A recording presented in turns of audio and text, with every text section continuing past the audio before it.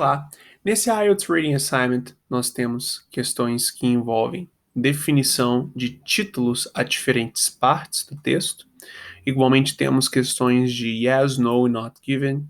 Igualmente também temos questões de preenchimento de sentenças incompletas, tomando como referência contextos pré-definidos. Em especial essas questões de yes, no e not given, que eu vou explicar como é o processo que elas ocorrem e como realizá-las. E essas questões de list of headings, ou seja, você definir títulos ou para parágrafos diferentes do texto ou para partes diferentes do texto, essas são questões que você pode ter 110% de certeza que você terá caindo no IELTS, no seu IELTS. Portanto, é muito importante nós, o quanto antes, termos a familiarização com essa dinâmica de questão. Então, quando nós temos um texto IELTS Reading, a primeira coisa que nós fazemos é ler o primeiro parágrafo por completo, ler o primeiro e o último período de cada parágrafo subsequente. Então, o primeiro período deste parágrafo, o segundo começa do tourists e vai até o people, ou seja, o primeiro período, o primeiro ponto final, e o último período dele vai do tourism até o Monument Valley, porque é o ponto onde que você tem a última sentença até o último ponto final. Você faz o mesmo, ou seja, lê o primeiro e o último período em cada parágrafo subsequente, e depois você lê o último parágrafo por completo. Então, o que você lê por completo é o primeiro parágrafo e o último parágrafo. Assim você, na realidade, tem a capacidade de compreender o que o texto como um todo abrange, sem você necessariamente ter que ler o texto por completo. Porque também, nos parágrafos entre o primeiro e o último parágrafo, você está lendo o primeiro e o último período deles. O primeiro período é o tópico frasal do parágrafo, ou seja, você tem a essência do parágrafo sendo mostrada e depois o restante do parágrafo é um aprofundamento dele. Portanto, você somente pelo tópico frasal, ou seja, a essência do parágrafo, que na maior parte das vezes no contexto de exame IELTS Reading está logo no começo do parágrafo, você compreende o objetivo do parágrafo individual sem que, a priori, ter que ler o parágrafo por completo. E o último período do parágrafo é lido porque você tem questões de matching, como estas questões que você tem aqui, ou seja, o de conectar, o de combinar, não é? Ou seja, matching entre títulos diferentes e partes do texto diferentes. E para esses tipos de questão, muito comumente a informação específica que define que determinado parágrafo ou parte do texto é relacionado ao título, ou a um título em particular da lista de títulos que você tem, está no final do parágrafo, não necessariamente no meio dele ou no início. Portanto, quando você na realidade tem a possibilidade no final também ler o parágrafo, definitivamente você tem a possibilidade de estar não sendo pego de surpresa quando você lida com esse tipo de questão. Tudo bem?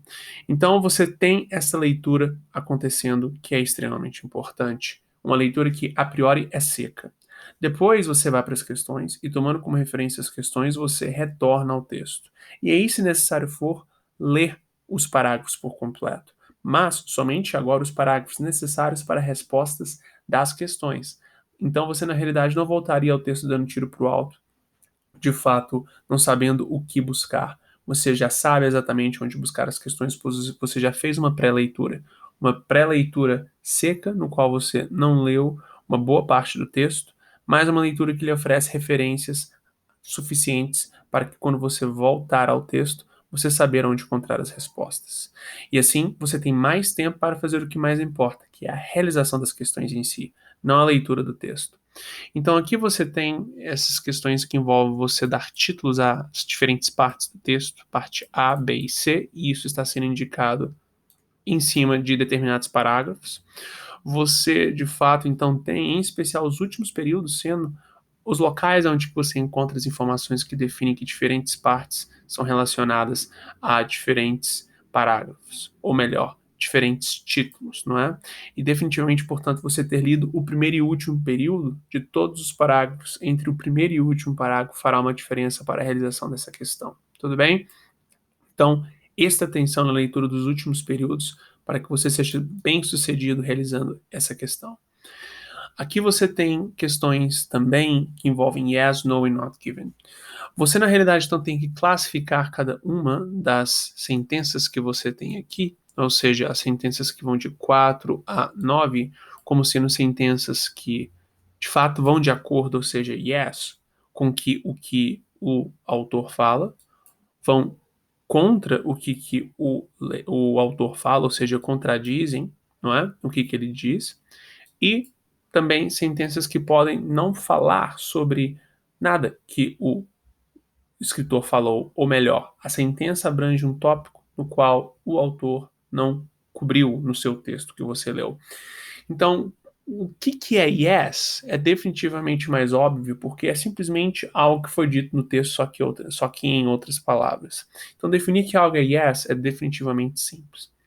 O que realmente acaba pegando as pessoas é o no e not given, porque com certa frequência é bem fácil nós confundirmos um com o outro e não sabermos diferenciá-los. Então, começando pelo que é not given. Not given é ou algo que o texto em nenhum momento abrangeu. Então, você, por exemplo, tem uma sentença que fala sobre algo que em nenhum momento do texto foi falado sobre, e isso é a forma mais óbvia de versão not given. E a outra possibilidade de uma sentença ser not given é quando a sentença fala sobre algo que o texto fala sobre, chega a uma conclusão que o texto não chegou, mas também o texto não nega. A maior parte das pessoas que não necessariamente realizam uma preparação apropriada para esse tipo de questão acaba classificando uma sentença como esta como false, porque ela chega a uma conclusão que o texto não chegou. Mas se o texto também não explicitamente negou o que é dito na sentença, você tem a classificação dela como sendo not given, porque algo é no em somente duas circunstâncias. Ou quando o texto explicitamente nega o que a sentença fala sobre, ou quando o texto diz o contrário, o oposto do que a sentença fala sobre.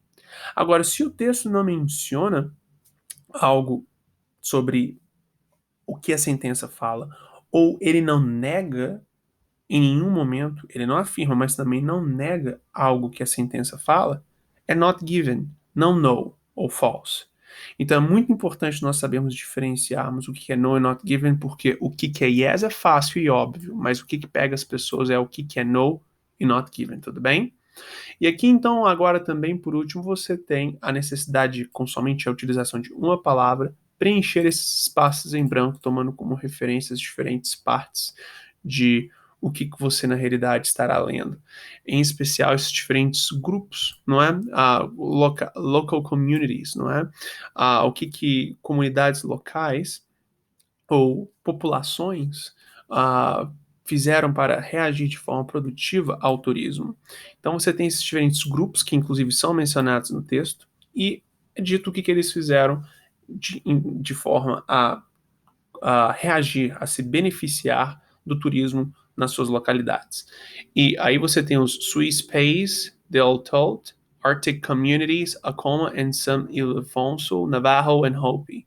Então você tem essas palavras-chave que você vai ler no texto e quando você vê-las, é bem provável que vai ser dito como eles reagiram ao turismo. E definitivamente você vai ter então a possibilidade de uh, tendo em vista as partes do texto que abrangem isso, encontrar a resposta.